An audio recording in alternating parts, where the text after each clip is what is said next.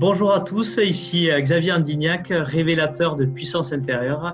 Et aujourd'hui, dans cette interview, je voulais inviter quelqu'un qui était mon coach de prise de parole en public il y a quelques temps. Et je voulais vous le présenter parce qu'il a beaucoup de choses à partager.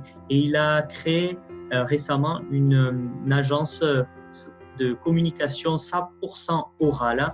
Et donc, je voulais vous partager cette interview avec vous de Frédéric Sourbier. Bonjour Frédéric. Bonjour Xavier, bonjour à tous et à toutes. Ouais. Merci Frédéric d'avoir accepté cette interview pour que tu nous parles de la communication, en fait, en quoi elle est essentielle pour les entrepreneurs qui souhaitent se lancer ou même les entrepreneurs qui sont déjà lancés, en quoi c'est utile. Et ça aidera même les personnes qui sont salariés et qui ont besoin de passer au niveau supérieur dans leur communication. Donc succinctement, Frédéric, est-ce que tu peux nous parler de ton parcours pour que les gens arrivent à resituer qui tu es? D'accord, très bien. Bon, merci Xavier tout d'abord aussi de permettre cette interview. Concernant mon parcours, alors je vais plus effectivement l'orienter sur la communication orale. C'était lorsque j'étais au collège, donc j'étais un élève très sage, vraiment sans histoire, très timide aussi, vraiment très timide. Et à tel point que un jour notre professeur de français nous a amenés dans un théâtre, au théâtre Jules Julien à Toulouse, pour ceux qui connaissent, pour déclamer un passage de Cyrano de Bergerac. C'était vraiment une épreuve pour moi parce que je montais pour la première fois sur scène, sur une vraie scène, pour déclamer ce passage devant mes petits camarades. Et ma professeure de français suite à cette intervention, m'a fortement conseillé de faire du théâtre. Et donc ma maman m'a inscrite rapidement dans une école de théâtre, au théâtre de l'Olivier, de Toulouse. Et ça a été difficile au début, d'autant plus qu'il y avait beaucoup de demoiselles dans le cours. On n'était que 3 garçons, donc pour quelqu'un de très timide, c'était une épreuve. Ouais. Mais petit à petit, j'ai gagné confiance en moi et j'ai appris. Et c'est là où c'est important, c'est que c'est en pratiquant qu'on devient à l'aise à l'oral, et c'est en me forçant vraiment, j'ai fait un effort sur moi, mais en fait finalement j'ai pris énormément de plaisir au fur et à mesure que j'ai avancé pour déclamer une pièce de théâtre devant plus de 400 personnes. Donc quand on a 13-14 ans, c'était waouh. Ouais. Et ça a été un petit peu une révélation. Et ensuite, le théâtre, je l'ai fait quelques années, et puis après je l'ai mis de côté pour me consacrer aux études, puis au travail. Et dans le cadre de mes fonctions commerciales essentiellement. Tu travaillais dans quoi? Alors, j'ai un parcours assez… j'ai fait beaucoup de choses. C'est un parcours, on va dire, atypique, puisque j'ai fait un stage de fin d'études en Chine. Ensuite, je suis parti à Londres comme commercial. Ensuite, j'ai fait de l'hôtellerie, où j'ai été chargé d'organisation d'événements notamment. Ensuite, j'ai fait du marketing stratégique dans l'industrie du camion. Ensuite, j'ai travaillé dans le transport, où j'étais responsable de rencontres en France et à Budapest. Ensuite, je travaillais pour les tests d'anglais TOEIC et TOEFL pendant plus de 12 ans. Et dans le cadre de ces fonctions, j'ai eu l'occasion d'animer des séminaires, des conférences, et je prenais toujours beaucoup de plaisir à ça, et j'avais plein d'idées qui me venaient à l'esprit. Le théâtre m'a beaucoup aidé d'ailleurs. Et puis finalement, il y a près de 10 ans de ça, j'ai fait j'ai eu un traumatisme sonore aux oreilles, et donc j'ai écopé d'acouphènes qui sont permanents d'ailleurs, et aussi d'hyperacousie, c'est-à-dire que je suis hypersensible au bruit. Ça veut dire que lorsqu'il y a plusieurs personnes qui parlent, par exemple, les sons saturent et c'est très agréable, c'est même douloureux.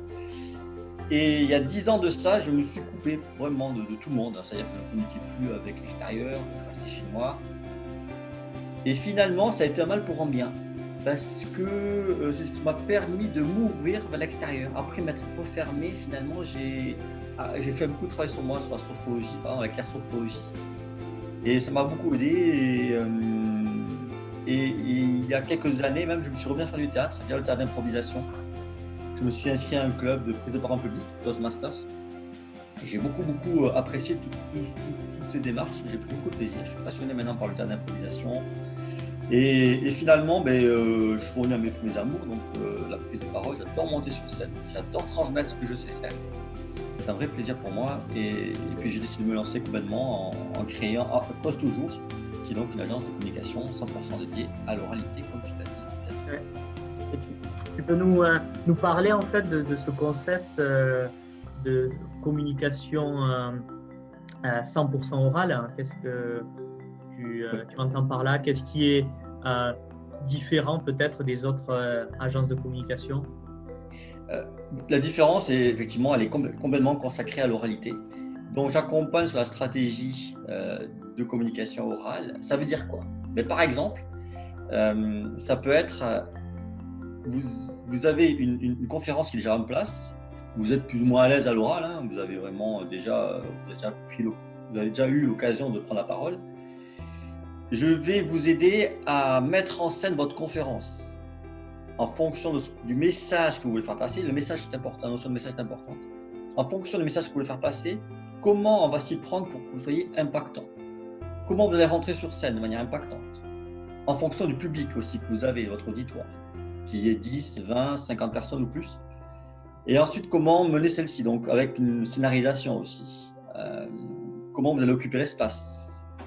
Par exemple, lorsqu'on dit un secret, on va dire, je peux vous dire un secret, chère audience, cher auditoire, et vous pouvez vous rapprocher sur le bord de la scène, s'il y a une scène par exemple, et susurrer des mots.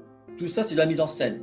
Mais c'est beaucoup plus impactant que juste avoir un ton monocorde et se cacher derrière, par exemple, un pupitre avec un slide à l'appui. On peut faire beaucoup de choses, autres qu'un PowerPoint. Donc, c'est ce genre de choses. Être en connexion avec l'auditoire comme si on discutait. Oui, tout à fait, aussi. Ouais, exactement, c'est important, vous avez tout saisi. C'est aussi le contact visuel. Et la voix, c'est son corps, comment accepter son corps sur scène. Alors, sur scène, entre guillemets, ça peut être dans le cadre d'une réunion. Hein. Mais c'est comment, effectivement, utiliser tous ces supports qu'on a à bon escient et créer une connexion, comme tu l'as dit, avec l'auditoire. La connexion est très importante. Ouais. Et d'ailleurs, par rapport à l'expérience que j'ai eue avec toi, ça m'a beaucoup aidé parce que tu as dit tout ce que j'avais en fait. J'avais le ton monocorde, je présentais mon PowerPoint, et on m'avait fait plusieurs remarques là-dessus et j'ai travaillé.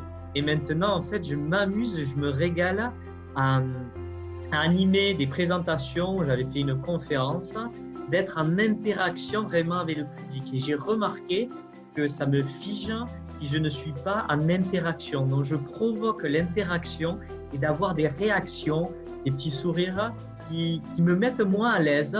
Et je pense que ça les met à l'aise parce que je suis à l'aise. Oui. Ah oui, c'est ça.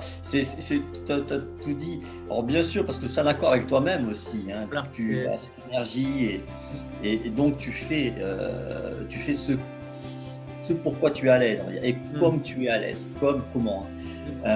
Et tu as tout à fait dit, c'est important de créer une interaction parce qu'on est là pour son auditoire et pour faire passer un message. Et ça, c'est un point important aussi. Pour répondre à ta question, l'agence de communication, ils ont un message à faire passer. Aujourd'hui, beaucoup de personnes veulent prendre la parole et c'est très très bien. La question, c'est pour dire quoi? Il faut avoir vraiment un message à faire passer. C'est important. Pour ma part, j'accompagne les personnes qui ont un message à faire passer. C'est-à-dire qu'elles peuvent travailler sur la posture, sur la voix, etc. Mais ce qui est important pour moi, c'est qu'elles aient un message à faire passer. Et l'idée, c'est comment elles vont faire passer ce message et comment elles vont impacter l'auditoire, comment l'auditoire va se souvenir de ce message, quelle émotion il va ressentir aussi, ce type d'éléments. Oui, tu parles de conférences, donc je pense que pas tous les entrepreneurs ont une conférence prête ou peut-être qu'ils ne s'y voient pas encore, mais il y a tout un tas d'opportunités où ils ont à prendre la parole, que ce soit avec des clients ou sur peut-être des vidéos YouTube ou lors de présentations dans des forums d'entrepreneurs. Donc, tout ce que tu fais, toi, c'est pour aider aussi à utiliser tout ce verbal, non-verbal, à profit du message que l'entrepreneur veut faire passer. C'est parfaitement bien résumé. C'est tout à fait ça. Oui, comment faire passer ces messages, voilà, par le verbal, par le non-verbal, et par l'émotion aussi qu'on va susciter. Parce que les personnes se souviendront peut-être pas de tout ce que vous direz, mais se souviendront certainement beaucoup plus longtemps de l'émotion qu'on leur va ressentir. Et une émotion à éviter en général, c'est l'ennui. Donc la question, c'est comment être impactant du début à la fin. Et bon, ça se prépare, ça ne s'improvise pas. Et beaucoup d'entrepreneurs qui me suivent sont hypersensibles parce que moi-même je le suis et voilà, dans mes messages, dans la façon dont je communique, j'attire ces personnes-là et j'ai envie d'accompagner ces personnes-là pour les aider à révéler leur potentiel. Et quel message tu as à faire passer à ces personnes qui se disent peut-être qu'elles sont timides, qu'elles sont introverties, qu'elles ont des émotions débordantes? Qu'est-ce que tu pourrais leur passer comme message à ces personnes? Bon, déjà, je vais peut-être mon témoignage personnel. Moi, j'étais vraiment très traumatisé à l'école primaire. Souvent, d'ailleurs, c'est souvent là que ça prend l'essence chez quasiment nous tous en France, parce qu'on n'a pas une culture de l'oralité. On a une culture écrite forte. Donc déjà, c'est normal qu'on ne soit pas à l'aise à l'oral, parce qu'on ne nous apprend pas à prendre la parole, en tout cas à donner notre voix. Les seuls moments où on est autorisé à le faire, c'est quand on te demande de le faire. Vous savez, lorsqu'on doit réciter une poésie qu'on a appris le week-end, on n'a pas eu le temps à préparer, on ne la connaît pas, on n'a pas envie de passer au tableau. Et c'est à ce moment-là qu'on va dire, allez, alors, qui c'est que je dois appeler aujourd'hui? Ah ben, Frédéric, ah, on y va, et puis on récite une poésie qu'on n'a pas compris d'ailleurs, il n'y a pas d'émotion, il n'y a rien. Et c'est souvent comme ça. Et pour ma part, à l'école, quand j'étais en CM1, j'avais une professeure, une institutrice qui avait la fâcheuse habitude de donner des coups de pied aux fesses en public lorsqu'on ne récitait pas correctement nos poésie ou autre. Donc c'est super, super traumatisant. Donc ça m'a vraiment contribué à me renfermer. Oui. Donc c'est normal, je dirais, si on n'est pas à l'aise avec la prise de parole ou lorsqu'on se sent timide.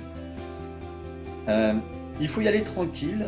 Ce que je conseillerais, c'est des petits défis quotidiens. Alors si c'est vraiment timide, c'est des petits défis, mais ça peut être par exemple un envie d'adresser la parole à un inconnu ou une inconnue, on va le faire. Même voilà, des petits défis, c'est-à-dire que progressivement, passer par exemple lorsqu'on est très timide, aller sur scène pour présenter un support devant plus de 100 personnes, ça risque d'être un peu difficile. Donc y aller par des petits défis quotidiens par semaine, mais ne pas attendre le jour J pour se lancer, c'est-à-dire s'y préparer. Et le mot préparation, c'est un terme clé. On se prépare à la prise de parole. On se prépare, c'est vraiment la clé. Pour ma part, lorsque j'ai commencé au théâtre, quand j'étais gamin, on a passé 1 an, enfin 9 mois, pour préparer une pièce de théâtre. On a été préparé. On a répété, et c'est super important. Donc préparez-vous, même si c'est un petit défi. La prise de parole, vous le faites.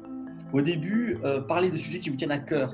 Je ne sais pas, un groupe de personnes, un groupe d'amis, parlez de sujets qui vous tiennent à cœur, qui vous passionnent. Et si vous êtes passionné, vous serez passionnant, vous serez beaucoup plus à l'aise. Parce que parfois, on ne choisit pas ensuite au niveau professionnel des sujets qu'on va aborder. Mais bon, en tout cas, l'autre conseil, c'est aborder les sujets que vous maîtrisez, que vous connaissez. Et est-ce que c'est dans ce défi de petits pas de parler de sujets qui nous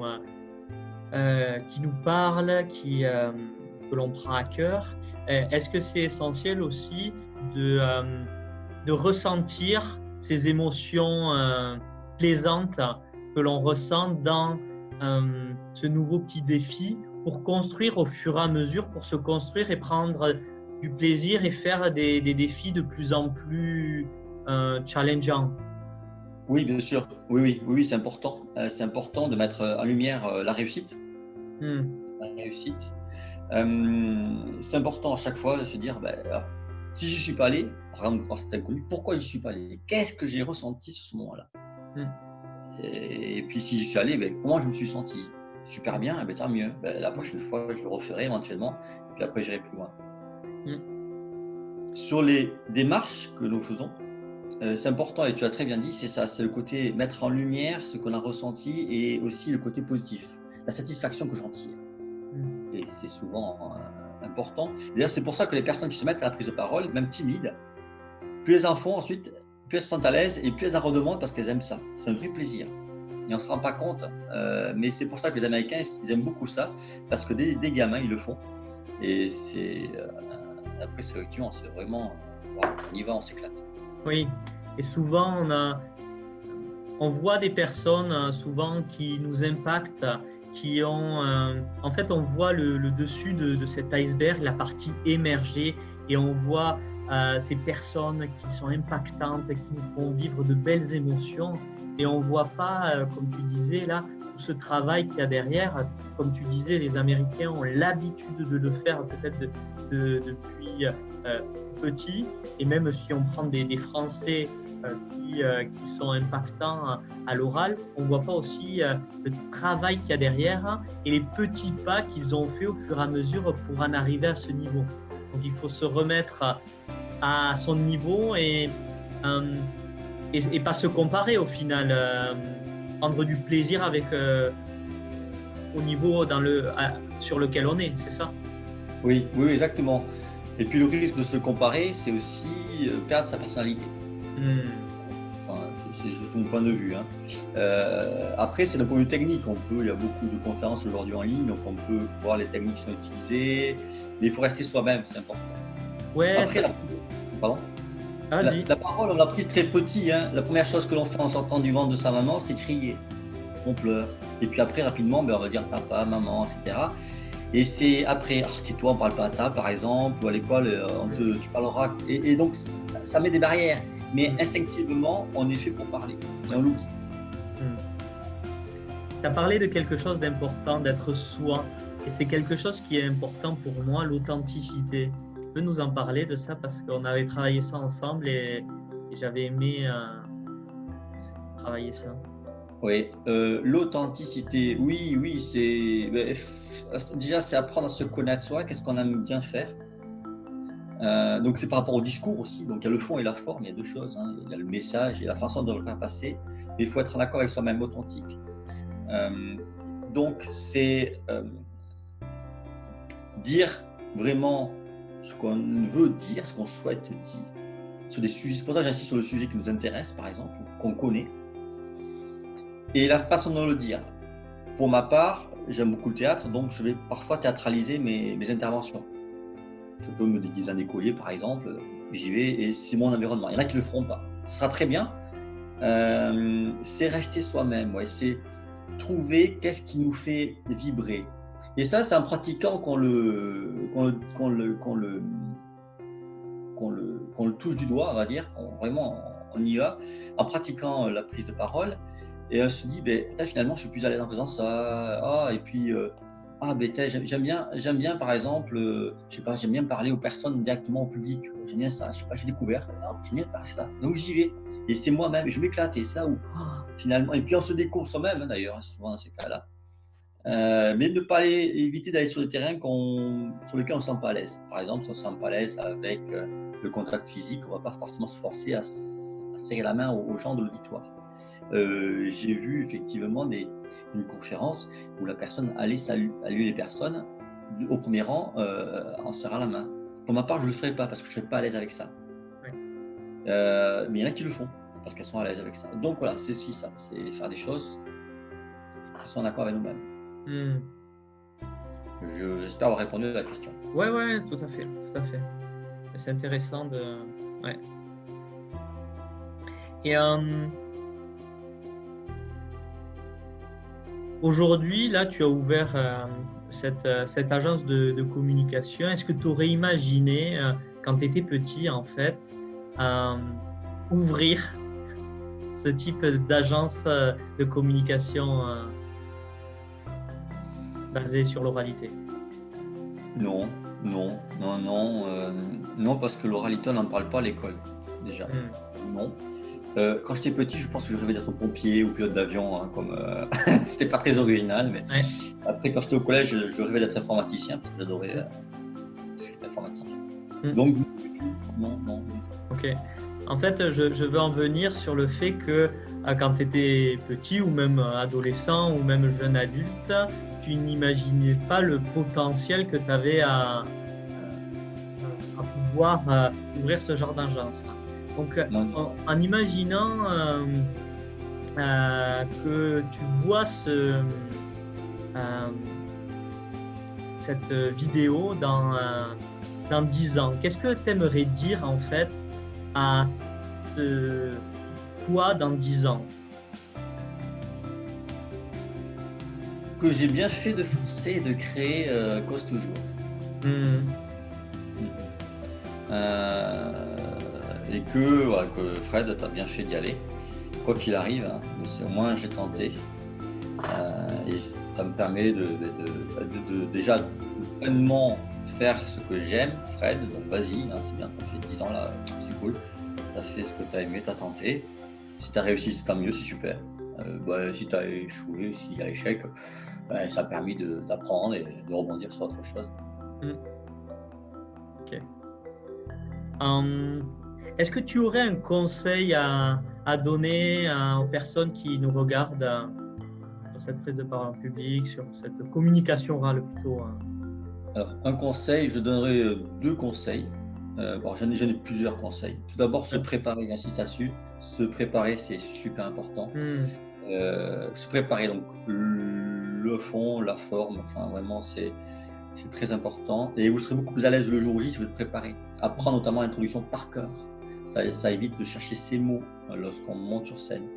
Et ça me rappelle quand vous étiez à l'école, vous vous sentiez certainement plus à l'aise quand vous étiez préparé à un contrôle, par exemple, que quand vous ne l'avez pas préparé. Et la prise de parole, c'est pareil. Quand on s'y prépare, on se sent beaucoup plus à l'aise le jour J, même si il y a toujours le stress, et heureusement, et le trac.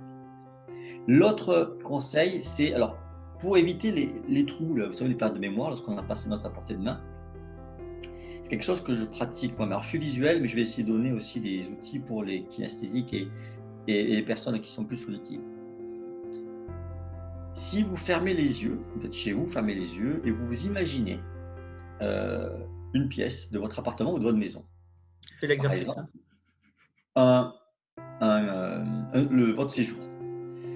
Et là, si vous visualisez ce que vous avez dans votre séjour, par exemple, ou d'une chambre, peu importe, vous choisissez la salle qui vous convient, vous allez être surpris d'inventorier facilement les meubles, les accessoires et autres choses que vous pourrez trouver dans cette salle, parce que vous la connaissez bien. Donc vous la visualisez, vous pouvez sentir même, vous pouvez même ressentir ce qu'elle vous procure. Le bruit éventuellement qu'elles font, ça peut être des dossiers, le papier. Donc ça, c'est votre... imaginons que vous êtes dans votre séjour, ou dans votre chambre, cuisine. Ce que vous allez faire pour votre préparation de discours, vous allez pouvoir, par exemple, si vous faites un discours sur la nutrition et le sport. Nutrition, vous rentrez dans votre couloir, imaginons qu'il y a un couloir, je crois qu'il y a un buffet à droite, donc vous savez qu'il y a le vide-poche. Et dans le vide-poche, là, vous mettez un hamburger. Quelque chose qui est incongru, en fait.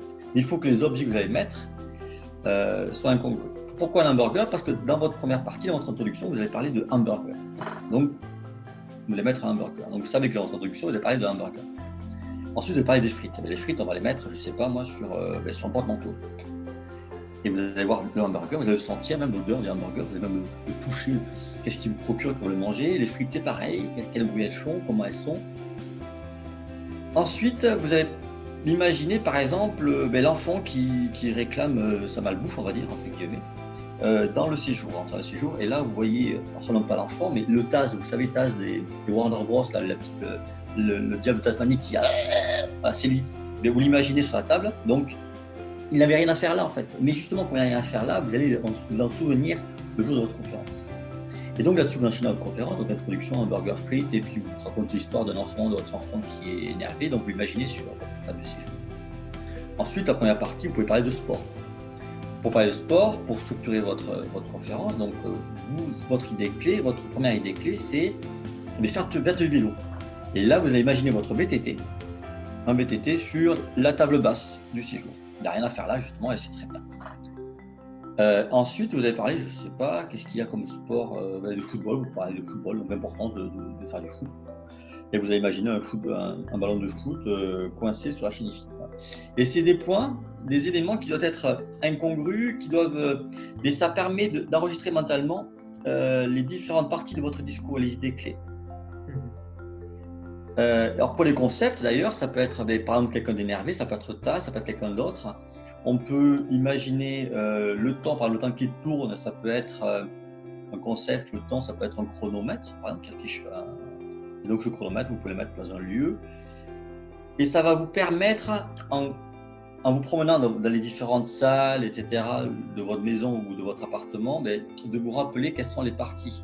Et quand vous avez un trou dans votre conférence, où est-ce que j'en étais? Ah oui, j'en étais dans la cuisine. Et qu'est-ce que c'est dans la cuisine? Alors j'en étais par exemple, je ne sais pas, j'en étais au moment où je parlais de l'impact de la télévision sur les enfants. Donc il y avait la télévision sur la table de la cuisine. Ah, il y avait ensuite une télécommande sur le réchaud à gaz. Ok. Et donc, ah oui, je dois parler à la télécommande, du rôle de la télécommande, etc. Et donc, on enchaîne. Donc, ça vous permet une sorte de système mnémotechnique. Ouais. C'est assez complexe, mais enfin, complexe, c'est peut-être pas, mais voilà, c'est un petit peu l'idée que je voulais donner, le conseil que j'avais pour. Mais c'est super.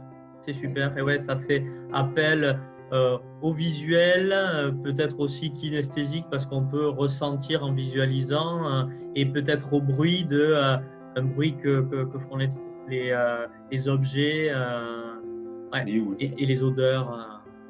Oui, et le tasse qui ou enfin le tasse qui rouspète par exemple, ou un bruit de VTT qui cuit sur un réchaud à gaz. Ou la sonnette du VTT. Ok, chouette. Mais je pense que ça va aider ces personnes qui nous regardent et qui se disent peut-être moi je suis introverti, j'arrive pas à prendre la parole en public ou à bien communiquer. Et en fait, comme vous l'avez vu dans cette vidéo, mais comme Frédéric l'a dit, ça se fait petit pas après petit pas, à essayer.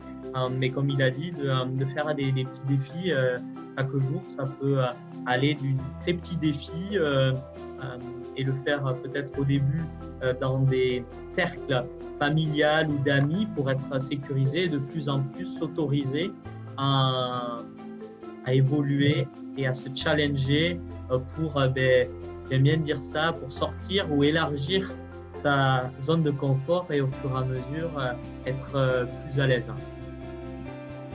Donc Frédéric, toi dans ton agence de communication, qu'est-ce que tu proposes aux personnes qui souhaiteraient venir te voir? Oui, très bien. Donc, comme je le disais, les personnes qui viennent me voir, il est préférable d'avoir un message à faire passer, donc savoir pourquoi on veut prendre la parole. Ensuite, j'accompagne sur les techniques de la prise de parole, sur la mise en scène de conférences. Donc, si vous avez des conférences déjà en place, je vais vous aider à apporter le côté wow, notamment comment accrocher l'intérêt de voir. Susciter l'intérêt, et ensuite sur la scénarisation, donc les différentes parties, la structuration. Ensuite, c'est aussi, on propose des ateliers, je dis on propose parce que je fais appel à des intervenants aussi, dans le cas d'ateliers qui sont dédiés à par exemple, là prochainement, au mois de février, on organise un atelier, c'est utiliser la PNL dans la communication orale. Comment mieux communiquer grâce à la PNL. À l'oral, par exemple. D'autres ateliers qui sont prévus aussi avec une autre intervenante qui elle est écrivaine et qui va nous expliquer comment en fait rédiger, comment préparer la rédaction de son discours, de son intervention. Que tu connais très bien. Pardon? Cette intervenante que tu connais très bien. Oui, exactement, oui, tout à fait, oui. Elle est aussi, elle a fait des conférences aussi. Et puis c'est avec elle d'ailleurs qu'on a écrit une pièce de théâtre qui s'appelle J'ai décidé de tout plaquer. Elle s'appelle? La pièce de théâtre s'appelle J'ai décidé de tout plaquer. D'accord, ok. Et donc, on a effectivement, avec cette intervenante, on a co-créé cette pièce de théâtre. Donc, voilà, donc accompagnement sans prise de parole individuel, c'est souvent un accompagnement individuel que je propose, donc sur les techniques, mais plus que ça, c'est vraiment comment atteindre son objectif dans la prise de parole, comment on va atteindre son auditoire et comment faire passer son message. Donc, par la posture, par l'occupation d'espace, par les émotions qu'on va susciter. Et ensuite, c'est aussi voir comment définir une stratégie de communication, donc un plan d'action, pour définir sa stratégie, comment prendre la parole, quand la prendre, par quel biais, par les médias, etc. D'accord. Parfait. Parfait. Donc, où on peut te retrouver à Toulouse? Tout à fait. Donc, tout d'abord, j'ai un site internet, www.cause toujours, je vais épeler. C'est QUOSE TOUJOURS.com, cause comme oser, toujours.com, sur Facebook aussi, cause toujours, pareil. Je mettrai le lien en bas de la vidéo. Oui, très bien, parfait. Et puis, bien sûr, j'ai un profil Facebook, Frédéric Sourbier Pro, que vous trouverez facilement. Parfait. Mais en tout cas, merci pour nous avoir partagé toutes ces pépites, Frédéric. C'était très intéressant. Je suis sûr que toutes les personnes qui nous suivent vont mettre en application avec les différents conseils que tu as donnés pour passer dans leur communication orale au niveau supérieur. Merci Xavier, merci à toi. Et puis merci à tous pour votre écoute. Ouais. Au revoir. Salut. Merci, au revoir. Merci.